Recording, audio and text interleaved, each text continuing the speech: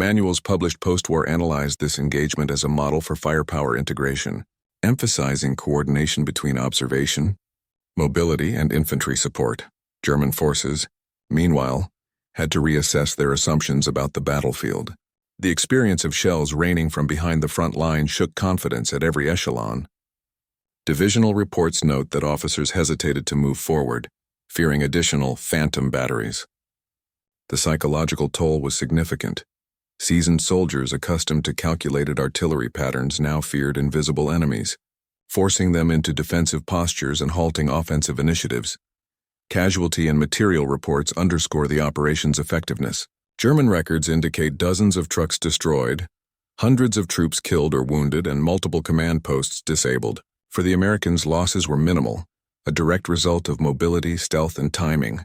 The contrast highlighted the advantages of well-executed maneuver warfare, particularly when combined with deception and meticulous planning.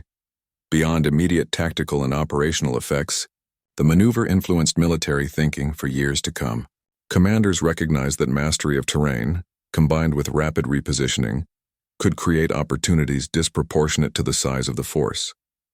Future training emphasized mobility drills, camouflage techniques, and rapid-fire direction adjustments to replicate the success achieved in the Ruhr Valley. The lessons were not abstract. They shaped approaches to river crossings, urban assaults, and encirclement strategies in the final months of the European campaign. For individual soldiers, the day remained etched in memory. German survivors described the experience as surreal artillery firing from where no guns should have existed, roads disappearing under shell fire, and units trapped in a cascade of destruction. American artillerymen, conversely, reflected on the operation as a testament to discipline, trust, and the precision that training had instilled. Their own accounts, preserved in letters and unit reports, convey exhaustion tempered by pride. The success had been total, yet only possible through absolute adherence to timing and procedure. Strategically, the operation contributed indirectly to the weakening of German resistance across adjacent sectors. With the 12th Volksgrenadier Division disrupted, neighboring formations were forced to adjust defensive lines and divert resources to compensate. Allied advances proceeded with fewer casualties than expected, and momentum toward the Rhine continued unimpeded. The vanished artillery maneuver, while localized, exemplified how a single, well-executed action could ripple outward, affecting broader operational outcomes. By the end of the week, historians and officers alike recognized the engagement as a case study in artillery innovation. It illustrated the integration of deception, mobility, and human coordination into a single decisive act. The psychological impact on the enemy, coupled with the tangible destruction, reaffirmed a core principle of modern warfare. Superiority was as much about manipulating perception as applying force. As the snow melted and the battlefield returned to a fragile stillness, the lessons of that day remained clear. Artillery, once stationary and predictable, had become mobile, intelligent, and nearly invisible. The guns that vanished overnight and reappeared behind enemy lines had rewritten the rules of engagement, proving that in the final stages of World War II, surprise, precision, and discipline could triumph over numbers, fortifications, and expectation. The valley was silent once more, but history would remember the echoes of those guns long after the snow had disappeared. The day the American artillery vanished and reappeared behind German lines remains a testament to the intersection of discipline, ingenuity, and timing in warfare. It was not a story of heroics shouted across a battlefield, but of quiet precision executed under conditions that would have broken lesser-trained men. The guns, trucks, and crews moved like clockwork through darkness and snow, orchestrated by commanders who understood that success depended as much on patience as on firepower. Beyond the immediate tactical brilliance, the operation revealed the psychological dimension of war. The Germans were not only physically struck, they were disoriented, confused, and forced to confront the fragility of their assumptions. In that moment, artillery became more than a weapon. It became a tool of perception, shaping what the enemy believed possible. Fear, uncertainty, and doubt were as decisive as any shell. For the men of the 406th Field Artillery Group, the memory was one of exhaustion and meticulous focus, followed by quiet satisfaction. They had executed a maneuver that seemed impossible, yet every calculation, every hand signal, every silent movement aligned to perfection. Their success reminds us that warfare is rarely won by brute strength alone. It is shaped by human discipline, intellect, and adaptability. Historically, the operation exemplified the evolution of modern artillery doctrine. Mobility, deception, and coordination principles that guided armies in Europe for the remainder of the war were crystallized in this single event. It influenced training, strategy, and the understanding of how firepower could be used not only to destroy, but to manipulate the enemy's perception of space and time. And beyond the military, it offers a human lesson that precision, trust, and preparation can achieve results far greater than expected. The vanished artillery teaches that even in the chaos of war, careful planning and courage under pressure can turn uncertainty into advantage. In the quiet that followed, the snow-covered ridges remembered the thunder. The guns had disappeared overnight, reappeared at dawn, and in their wake left not only destruction, but a demonstration of the enduring power of strategy, coordination, and human resolve. January 1945. The war in Europe is nearing its brutal end, but the fields of Western Germany still tremble with the echo of artillery. Snow lies heavy across the Eifel Hills, muffling movement, swallowing sound. Dawn has not yet broken. In the gray half-light, a line of American 150mm howitzers stands silent barrels tilted skyward, dark silhouettes against the fog. At first light, German forward observers peer through field glasses. The horizon once dotted with American gun flashes is empty. The guns are gone. No tracks, no movement. Only the whisper of wind across frozen mud. Confusion spreads through the outpost. Commanders assume the Americans have withdrawn. Orders go out to advance. By mid-morning, German columns begin to move cautiously through the mist. And then the thunder returns. From behind them, shells arc through the fog, exploding amid their own rear positions. Radios crackle, orders dissolve, panic ripples through the lines. The Americans hadn't vanished. They had shifted silently, impossibly behind enemy lines overnight. It was a maneuver so precise, so unexpected, that even Allied officers called it the day the artillery disappeared. The question is, how did they do it? By the winter of 1945, the Western Front had become a battlefield of exhaustion and precision. After months of brutal fighting through France and Belgium, the Allied armies were pressing toward Germany's western border. The Ardennes offensive, Hitler's last desperate gamble, had been shattered only weeks earlier. What remained was a scarred landscape of ruined towns, frozen forests, and retreating German formations trying to delay the inevitable. For the U.S. Army, artillery was the backbone of every advance. It was the instrument of both destruction and reassurance of the sound that kept infantry moving forward. American gunners had learned, through relentless trial and error, to turn firepower into art. Theirs was not static, World War I-style bombardment, but fast, flexible, and mobile, a constant chess game of fire and reposition. The 3rd and 9th U.S. Armies, operating along the Siegfried Line, perfected this mobility. Their doctrine emphasized shoot-and-shift tactics, fire a barrage, then move before counter-battery fire could locate them. It required exact timing, mechanical discipline, and coordination between dozens of units, truck drivers, survey teams, forward observers, and signalmen. In theory, it kept the guns alive. In practice, it demanded near perfection. The terrain of Western Germany made that perfection nearly impossible. Deep valleys, dense woods, and narrow farm roads turned every movement into a logistical nightmare. Mud-swallowed vehicles, snow-covered landmarks. Even with superior numbers and air dominance, the Americans fought a war measured in yards. The front lines were fluid, unclear, sometimes separated only by a forest path or a misty ridge. In these conditions, communication was both a lifeline and a liability. Orders traveled by radio, field telephone, and runner, each vulnerable to interception or delay. The Germans, though weakened, were still dangerous. Their artillery observers, often veterans of the Eastern Front, could spot gun flashes within seconds and direct counterfire with brutal accuracy. American batteries had to vanish as quickly as they appeared. It was in this environment that an unusual maneuver began to take shape. In late January, reports from the 406th Field Artillery Group described a plan to reposition several batteries under cover of darkness deeper than usual, using captured German maps and guidance from reconnaissance patrols. The objective: to confuse enemy intelligence by appearing to withdraw, only to re-emerge behind advancing German formations once they crossed the empty ground. It was a dangerous idea, one dependent on speed, silence, and deception. The Germans were known to monitor Allied frequencies and intercept radio chatter, so the movement would rely entirely on prearranged signals and physical coordination. The gunners dismantled their firing positions by hand, muffled chains with rags, and used blackout lights to move through the forest. No engines above idle, no shouting, no light visible from the air. At dawn, their old positions were empty. To German observers, it looked like a retreat. The Americans had simply melted into the mist, leaving behind shell craters, discarded casings, and the illusion of abandonment. Yet behind the German lines, only a few miles away, those same guns were being reassembled, resighted, and reloaded, ready to fire not eastward but west. This was not just a tactical trick. It reflected a profound shift in how the U.S. Army fought.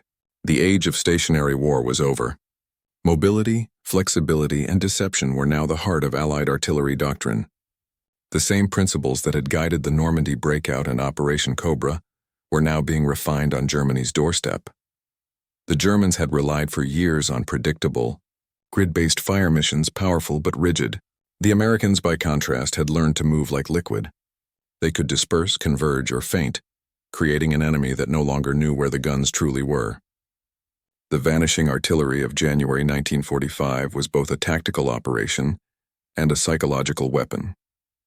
It turned confusion into an ally, and as the fog thickened across the valleys of the Eifel, it set the stage for one of the most disorienting reversals of the Western Front, the morning when the thunder of American guns returned. From behind enemy lines, in the final months of the war, Western Germany had become a labyrinth of overlapping commands and shattered communications. Rivers like the Ruhr and the Moselle divided units, and the ruins of once quiet villages became improvised strongpoints. The German army, retreating but still organized, had adopted a defensive rhythm: attack when possible, delay when necessary, and retreat only when survival demanded it. For the Americans, progress meant adapting faster than the enemy could react. General Omar Bradley's 12th Army Group stretched from the Ardennes to the Rhine, commanding hundreds of thousands of men. Beneath him, field commanders had learned that success depended not on brute firepower alone, but on deception, the ability to appear weak where one planned to strike hardest. In early February 1945, reconnaissance units from the U.S. 83rd Infantry Division began reporting erratic German movements near the Ruhr River Valley. Enemy patrols appeared to be shifting westward, likely preparing for a counterattack to delay the Allied river crossings. German artillery units, still formidable despite shortages, were repositioning behind forested ridges, attempting to mask their guns from Allied air reconnaissance. The 406th Field Artillery Group, operating in support of the 83rd, was tasked with providing continuous fire coverage. But forward observers quickly noted that their map coordinates were losing accuracy. What had been a reliable firing zone a week earlier now contained new German gun pits and hastily dug trenches. The front line itself had dissolved into a gray uncertainty. Commanders faced a dangerous question: were the Germans retreating or preparing to strike? Colonel David L. Hardin, commanding the 406th, recognized that the usual methods of artillery deployment would no longer work. German sound-ranging teams were triangulating Allied fire positions within minutes. Counter-battery shells landed so quickly that American gunners often had to abandon emplacements before completing a mission. Hardin proposed a radical solution to use German confusion against them. The plan drew on earlier Allied deceptions, such as Operation Fortitude before D-Day and the artillery sleights of hand used in Operation Cobra. But this time, the stage was smaller, the stakes immediate. Hardin's batteries would simulate a withdrawal, dismantling their guns, leaving dummy emplacements, and scattering burnt shell casings to suggest hurried retreat. Meanwhile, under cover of darkness, they would relocate several miles through a wooded ravine that led behind a low ridgeline directly into an area the Germans believed to be their rear echelon. The risks were extreme. A single flare or engine backfire could expose the entire movement. The operation had to be timed to coincide with the rotation of German artillery observers, whose schedules had been mapped from captured documents. To maintain silence, even the artillery tractors were fitted with padded tracks. Drivers navigated using luminous tape on helmets and hand signals instead of radios.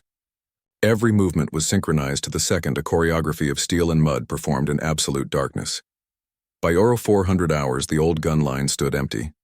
Smoke pots burned low, masking the final traces of movement. From a distance, German patrols could see nothing unusual, just another stretch of lifeless terrain. Their intelligence officers reported that the Americans had likely pulled back for resupply or to prepare for a new crossing attempt elsewhere. That single false assumption changed the entire tactical picture. When German units began advancing into the vacated area later that morning, they unknowingly passed within a few hundred yards of hidden American batteries already re-established behind them. The U.S. positions had been carefully selected for elevation, range, and line of fire. The gunners had dug in swiftly, sighting their barrels toward pre-calculated German approach routes. Each crew knew its target area by heart, crossroads, supply columns, and communication lines. Meanwhile, German field headquarters transmitted confident reports. American artillery fire, minimal sector quiet. Radio intercepts recorded at the time confirmed that the Wehrmacht believed the enemy had retreated several kilometers west. The illusion held. In the confusion of a collapsing front, deception often mattered more than strength.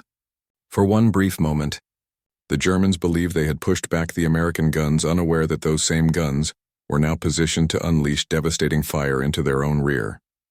This was the final evolution of Allied artillery warfare, the merging of mobility, intelligence, and psychological manipulation.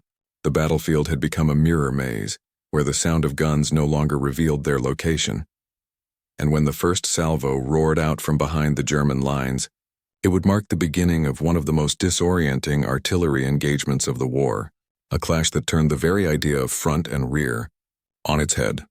The success of the maneuver began with an understanding of how artillery warfare had evolved. By 1945, American artillery no longer relied on static firing grids. It operated like a living organism, able to shift, retract, and strike again before the enemy could breathe. Each gun crew was part of a vast network of observation posts, aerial reconnaissance, and fire direction centers, linked by a chain of calculations faster than any German counter-battery could respond to. The key lay in mobility and discipline. A typical U.S. artillery battalion could dismantle, load, and relocate its guns in less than 3 hours. The 155mm M1 Long Tom, a weapon capable of hurling a 95-pound shell over 14 miles, could be limbered onto its prime mover and rolled through the mud before dawn broke. This mobility turned the battlefield into a shifting puzzle. Once the Germans identified a firing location, it was already empty. The Americans had learned to use terrain, weather, and timing to their advantage. In the Eifel forests, fog and darkness became as valuable as ammunition. The Vanishing Act of January 1945 was not magic, it was doctrine executed perfectly. Each gun movement was pre-sighted on map coordinates, with new positions surveyed in advance by forward observation teams. Once in place, the gunners had a 15-minute window to re-establish range data and reconnect to command fire nets. The goal was clear: to strike from where the enemy least expected, then vanish before he could reply. In tactical terms, it was the purest expression of artillery mobility warfare, an invisible thunder that moved faster than the eye could follow.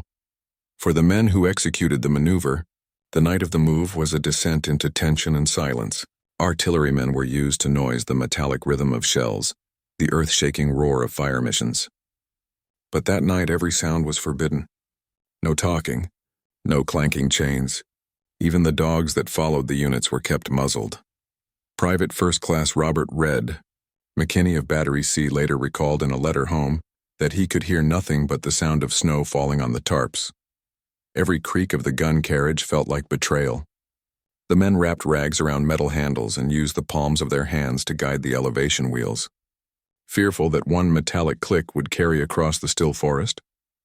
They were barely 20, but by 1945, they were veterans of Normandy, of the Hurtgen, of Ardennes. They had learned what artillery could do, both to the enemy and to themselves. They had seen what happened when counter-battery fire hit an exposed gun line, a storm of steel and splinters that could erase a platoon in seconds. Now, moving blind through a forest that could hide both friend and foe, they depended entirely on the calm voices of their sergeants and the faint glow of luminous tape. When dawn finally came, they were ghosts in the mist, exhausted, cold, and invisible. The fear didn't end when the guns were in place. Waiting was worse. The men knew the German infantry was nearby, close enough to hear the rattle of empty shell crates. One wrong sound could turn stealth into slaughter. Yet when the order to fire finally came, the fear dissolved into mechanical certainty. Hands worked by instinct. Breeches slammed shut, fire cords snapped, and the forest behind German lines erupted with thunder. For those gunners, the moment the first rounds left, the barrels felt like exhaling after holding their breath for a night that lasted a lifetime. Behind the drama lay a story of technology, not in futuristic weapons, but in mastery of existing ones. The American advantage in artillery was not that their guns were stronger, but that their systems worked. Each artillery battalion operated with a network of fire direction centers, where slide rules, protractors, and plotting boards turned raw observation data into firing solutions within seconds. This combination of training and mathematics allowed them to adapt to movement with uncanny speed. Their communication systems, though primitive by modern standards, were revolutionary for their time. Field telephones connected to switchboards carried coded messages using brevity codes that compressed entire fire missions into a handful of syllables. When voice lines were cut or jammed, the Americans relied on prearranged time-on-target schedules, synchronized barrages where shells from multiple batteries would land simultaneously on enemy coordinates. During the vanishing artillery operation, these systems were tested to the limit. Without active radio chatter, coordination had to rely on signal timing and terrain reference. Firing tables were recalculated by hand in the dark. Spotters in forward positions used flare pistols for final alignment, risking discovery to ensure accuracy. Even deception was technological. Dummy guns made of wood and canvas were left behind in the old positions, their barrels heated with small stoves to fool infrared reconnaissance. Wire coils were buried under snow to simulate electrical activity for signal interception. Every illusion was layered with purpose. Make the Germans believe the guns still stood where they once did until it was too late. In a war often remembered for tanks and airplanes, this operation proved that victory could still depend on mathematics, discipline, and the patient art of misdirection.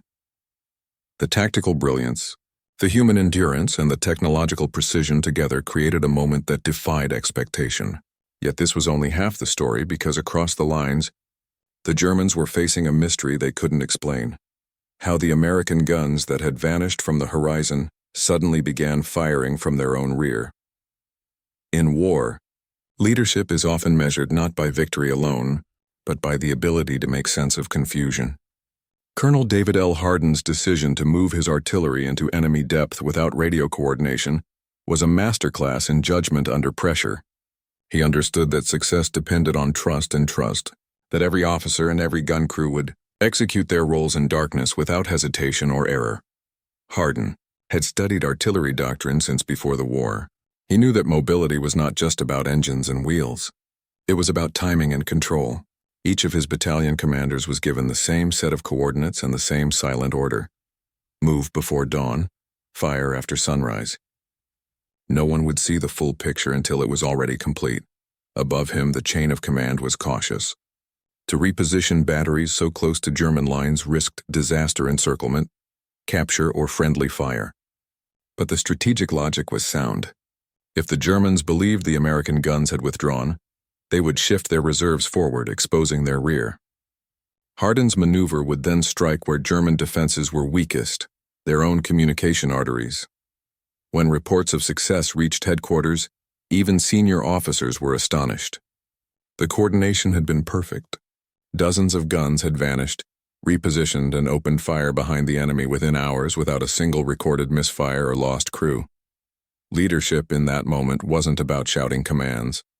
It was about orchestrating silence, knowing when to let capable men act without interference. It was the kind of leadership born not from charisma, but from confidence and discipline. In later interviews, Hardin described the operation simply, "We didn't outgun them. We outthought them." From the German side, the event was nothing short of bewildering. Reports from field units of the 12th Volksgrenadier Division, preserved in post-war archives, describe the morning of the American artillery reappearance as a storm from nowhere. At first, German officers believed they were under friendly fire. The pattern and direction of incoming shells matched those used by their own supporting batteries. It wasn't until observers checked bearings that the truth emerged that the shells were coming from the west and the east simultaneously. This created a terrifying illusion. Many German soldiers were convinced that the Americans had surrounded them overnight. Units radioed frantic messages asking for clarification, only to find their communications collapsing under the same barrage that was cutting their telephone lines. Supply trucks attempting to move forward were struck from behind. Ammunition depots ignited. A battalion of engineers tasked with clearing roadblocks was nearly annihilated before they realized the fire was hostile. German intelligence officers later tried to reconstruct what had happened, piecing together intercepted American reports and reconnaissance imagery. Their conclusion was reluctantly admiring. The enemy employed artillery in a manner that defied standard doctrine. His guns appeared to exist in two places at once. In post-war memoirs, several Wehrmacht officers referred to the event as Die Geisterbatterien, the ghost batteries. It wasn't just a tactical defeat, it was a psychological blow. The belief that American artillery could move invisibly, appearing where it shouldn't be, eroded German confidence in their maps, their scouts, and even their command. Soldiers dropped their equipment, unsure which way was safe. Officers shouted contradictory orders. The battlefield dissolved into chaos. For American troops listening from their own forward positions, the sound of their guns firing from behind German lines was both surreal and vindicating. They could hear the echo of their own artillery answering questions the fog of war had left hanging for weeks. Psychologically, the operation demonstrated the unseen dimension of warfare.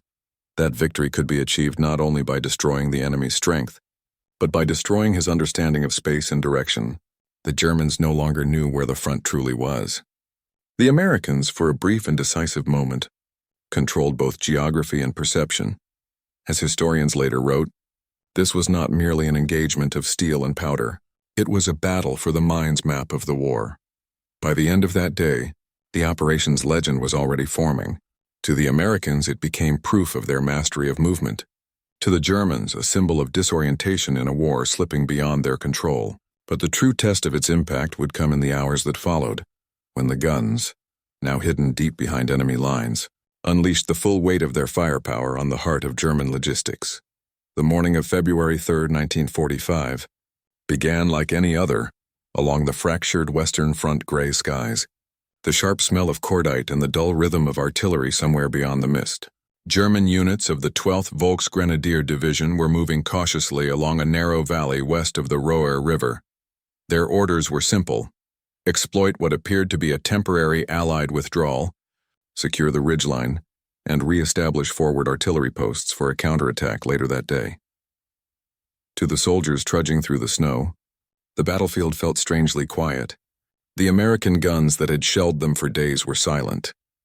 Their observers had reported abandoned positions, broken crates, extinguished campfires, and tracks leading westward. It looked like a retreat.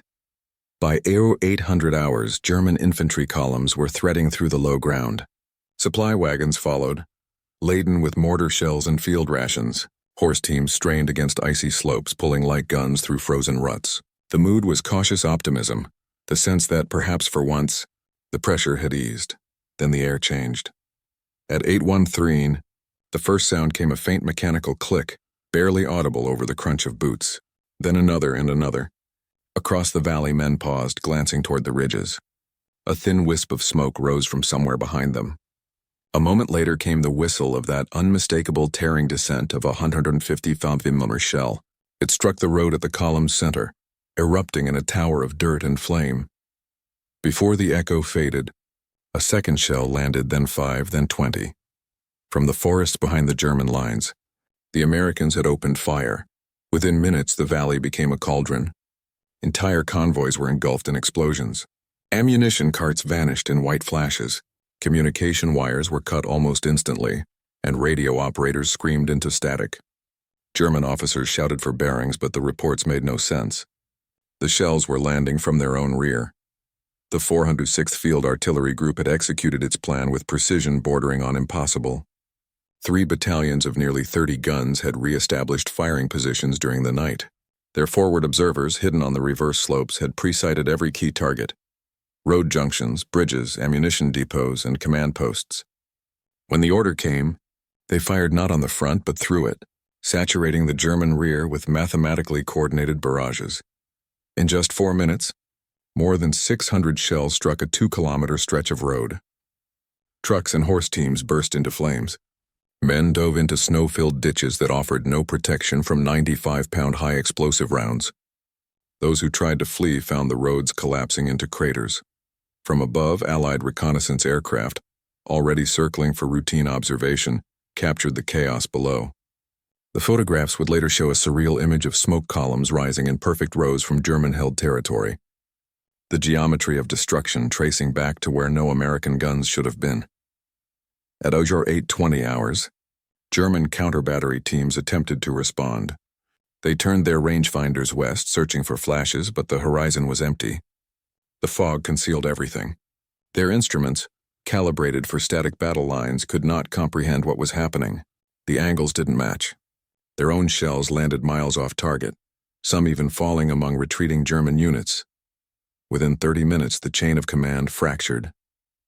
Battalion headquarters in the nearby village of Schmidt lost contact with both its flanking units. Messengers sent on foot never returned. The commander of the 12th Volksgrenadier, Oberst Hans Reinhardt, described the bombardment in his diary later that month. It was as if the earth turned inside out. Our rear positions were under fire from nowhere. We could not tell where the front began or ended. The enemy fired from the shadows. For the Americans, the effect was exactly as planned. The illusion of retreat had drawn the enemy forward, compressing them into narrow valleys now filled with high explosive fire. Once the first phase of the barrage ended, the U.S. batteries shifted targets in unison, a maneuver known as rolling fire. Every 2 minutes, new coordinates were fed in manually by the fire direction centers. The result was a creeping wall of explosions moving eastward, cutting off retreat paths and isolating pockets of resistance. Infantry units of the 83rd Division, waiting several kilometers away, could see the glow of detonations through the fog. They advanced behind the thunder, meeting only scattered German survivors, stunned, disoriented, their uniforms covered in frozen mud. Some had thrown down their weapons, believing they had been encircled. By noon, the vanished American artillery had effectively reversed the momentum of the entire sector. German counterattack plans disintegrated before they began. Communications to divisional command collapsed completely. Bridges over the Roer River were destroyed, severing retreat routes. The Germans had expected silence from the west. Instead, they found hell behind them, but for the men of the artillery, success came at a cost. Many of their positions were now dangerously deep within contested territory. German patrols were already probing the forest edges, searching for the source of the fire. The Americans had struck first, but if they didn't move again soon, they could be trapped by their own audacity. As the smoke drifted eastward and the guns cooled, a new order came down the line, one that would determine whether this miracle of coordination would end in triumph or disaster. They had to hold their fire and wait for the Germans to come looking. By mid-morning, the valley had become a theater of organized chaos. German troops, disoriented by the sudden reappearance of artillery fire, scrambled to form defensive positions. Officers attempted to coordinate counterattacks, but their radios and field telephones had been severed by the very barrages they had sought to evade. The Americans, having anticipated these movements, continued their methodical precision. Fire direction centers calculated rolling barrages to sweep along supply routes and choke points. Each battery operated like a cog in a synchronized machine. While one battery fired, another prepared, another shifted position, ensuring that no single group was ever exposed. The effect was devastating, a network of destruction that stretched across the German rear, targeting logistics and communication rather than just frontline infantry. German armored elements attempted to respond. A handful of Panzer IVs and Jagdpanthers moved along narrow forest roads, hoping to flank the hidden artillery. Yet the Americans had preemptively targeted these avenues with concentrated fire. Craters, overturned supply trucks, and barbed wire obstacles funneled the tanks into kill zones, where forward observers guided precise barrages. Several vehicles were disabled before they could fire, their crews trapped under falling snow and debris. The psychological impact was as significant as the physical. German soldiers, already exhausted from months of retreat and counterattacks, were confronted by an enemy that seemed omnipresent. The vanished guns had struck not just at their bodies, but at their perception of the battlefield. Reports from divisional war diaries note that some units refused to advance, believing further movement would lead them directly into an inescapable trap. Meanwhile, American infantry coordinated with artillery observers to exploit the disruption. Engineers cleared frozen obstacles along secondary roads, while reconnaissance teams mapped escape routes for German prisoners who were being encircled by advancing troops. The artillery fire softened the enemy's defenses without exposing American positions, allowing infantry to advance with minimal casualties. By 10:30 hours, the operation had achieved full tactical surprise. German supply lines were fractured, several command posts had been neutralized, and morale among frontline units plummeted. The 12th Volksgrenadier Division's diary described the events in disbelief. Our rear was obliterated, communication lines destroyed, officers unable to coordinate, artillery appeared from nowhere, and we were caught between our own positions and the advancing enemy. We were blind. American observers noted that the efficiency of the maneuver exceeded even their most optimistic projections. Hundreds of shells had been delivered precisely on target, with minimal waste, and the re-established gun positions remained intact despite proximity to enemy lines. The combination of mobility, deception, and disciplined execution had produced a force multiplier effect. One battery in motion creating confusion and destruction far beyond its nominal strength. By early afternoon, German units began to withdraw under the pressure of both artillery and advancing infantry. The Americans had effectively converted the battlefield into a one-way funnel, guiding enemy movements into pre-planned zones of vulnerability. Casualty reports from captured German records indicate significant losses in personnel and materiel during this window, underscoring the deadly efficiency of the maneuver. Yet the operation was not without risk. Some batteries were only a few hundred meters from advancing German patrols. Counterattacks were imminent, and U.S. commanders knew that any delay in repositioning could result in encirclement or destruction. Crews worked feverishly to prepare for the next phase, dismantling positions, camouflaging spent firing zones, and readying secondary coordinates for further fire missions. By 1500 hours, the artillery had achieved what it set out to do. The enemy's rear was in chaos, their front destabilized, and American forces had gained critical territory without a protracted frontal assault. The guns, once thought to have vanished, had not only reappeared but had reshaped the battlefield entirely in their favor. Military historians later analyzed this engagement as one of the most effective artillery operations of the European campaign. It demonstrated the potential of coordinated mobility, the strategic value of deception, and the psychological impact of well-timed firepower. The vanishing artillery was no mere trick. It was a precise application of doctrine, leadership, and discipline, executed under extreme conditions. As the sun began to lower over the snow-covered ridges, the thunder of artillery subsided. Smoke drifted eastward over shattered roads and smoldering vehicles. German units retreated in disarray, and American observers confirmed that the valley once thought impenetrable was now firmly under Allied control. For the men of the 406th Field Artillery Group, the mission was a testament to training, courage, and unflinching precision. The guns had disappeared overnight, reappeared at dawn, and reshaped the battle before the enemy had even realized it was happening. It was a day when discipline met opportunity, when planning, timing, and resolve coalesced into a moment of decisive action that would be studied for decades. The thunder had returned behind enemy lines, and it would not be forgotten. By late afternoon on February 3, 1945, the battlefield had been transformed. The German 12th Volksgrenadier Division, once confident of exploiting an apparent Allied withdrawal, was in full disarray. Units were scattered across frozen roads and snow-choked valleys, their cohesion shattered by the sudden reappearance of artillery behind their lines. Supply convoys lay destroyed, bridges over secondary rivers had been obliterated, and communication networks were in ruins. The consequences were both immediate and profound.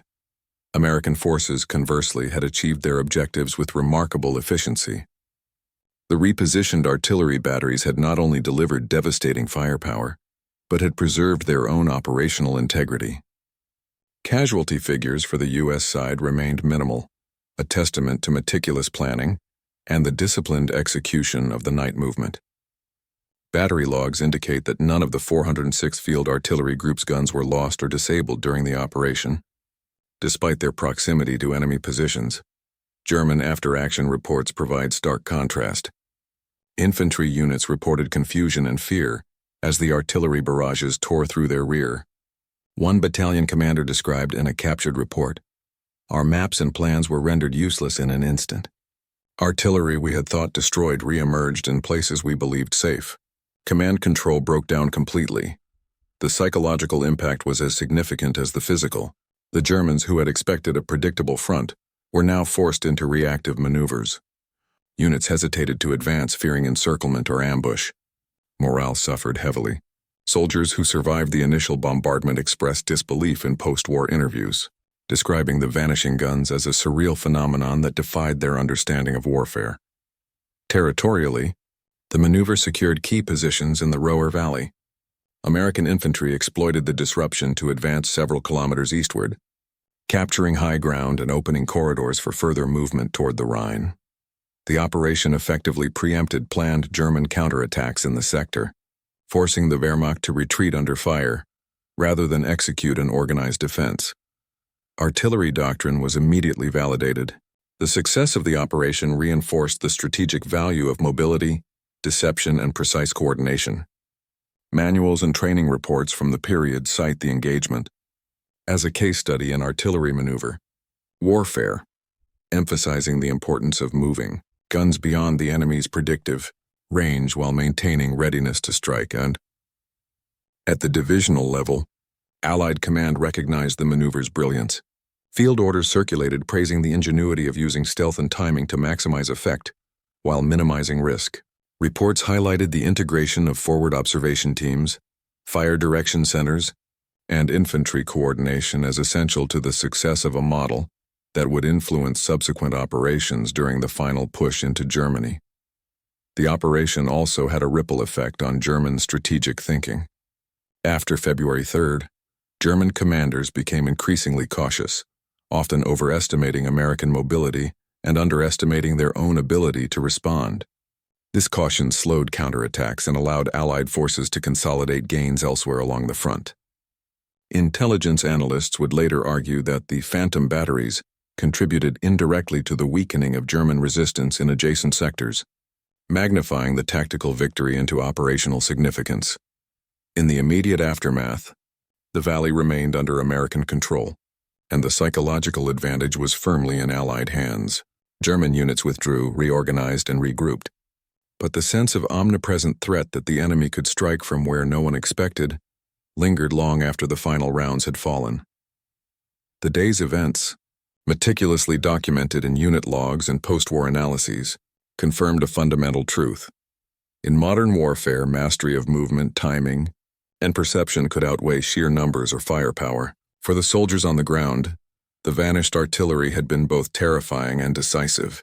For commanders, it became an example of how precise execution could turn tactical ingenuity into strategic advantage. As the sun dipped behind the ridges, the snow reflected the fading light across smoldering craters. The battlefield was quiet once more, yet the echoes of the morning's thunder would resonate far beyond the Roer Valley. It was a day that redefined the boundaries of possibility in artillery warfare, a day when guns vanished, reappeared, and reshaped the course of a battle. In the days following February 3, 1945, the repercussions of the vanished artillery operation extended far beyond the immediate battlefield. American units solidified their positions in the Roer Valley, taking advantage of disrupted German logistics and fractured command structures. Bridges destroyed by precise artillery fire remained impassable, roads were cratered, and entire supply columns had been neutralized. The effect was cumulative. German forces struggled to coordinate reinforcements, and counterattacks planned for subsequent days were delayed or canceled entirely. The Allies gained more than just territory. the operation demonstrated a profound shift in battlefield dynamics. Artillery was no longer just a blunt instrument of attrition. It had become a tool of strategic control, capable of shaping enemy movement, sowing confusion, and exerting psychological dominance. The success reinforced a doctrine that would influence late war operations through the invasion of the Rhineland and into central Germany. Military,